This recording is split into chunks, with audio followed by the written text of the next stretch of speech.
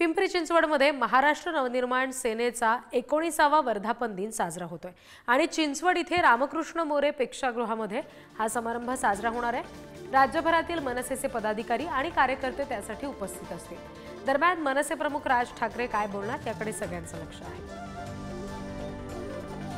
आणखी तपशील आपण घेणार आहोत। प्रतिनिधी तुषार झरेकर सध्या आपल्याशी जोडले गेलेत त्यांच्याकडून। तुषार, आजच्या या सगळ्या वर्धापन दिनाच्या एकंदरीत सोहळ्यानिमित्तानं राज ठाकरे नेमका आगामी निवडणुकांच्या दृष्टीने कार्यकर्त्यांना काय सांगतील याकडे मला वाटतं विशेष लक्ष असेल। काय नेमके महत्त्वाचे मुद्दे या दरम्यान उपस्थित होऊ शकतात?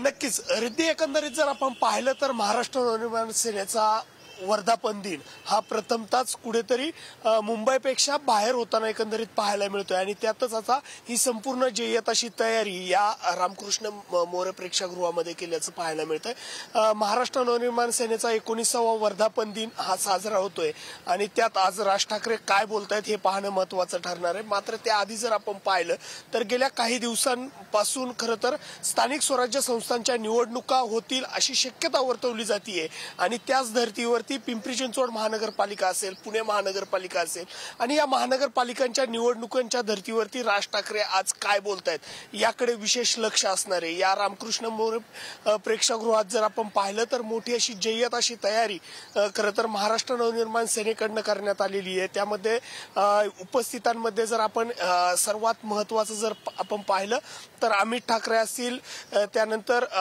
राज ठाकरे स्वतः असतील आणि इतर जे महाराष्ट्र नवनिर्माण सेनेचे नेते आहेत ते या ठिकाणी असणार आहेत आणि यामध्ये राज ठाकरे, अमित ठाकरे काय बोलतायत याकडे विशेष लक्ष संपूर्ण महाराष्ट्राचं असणार आहे। रिद्धी, निश्चित त्याच्यामुळे या नेमकं वर्धापन दिनानिमित्त काय दोन्ही नेत्यांकडून सांगितलं जातंय पदाधिकाऱ्यांना याचा तपशील तुमच्याकडून घेऊच।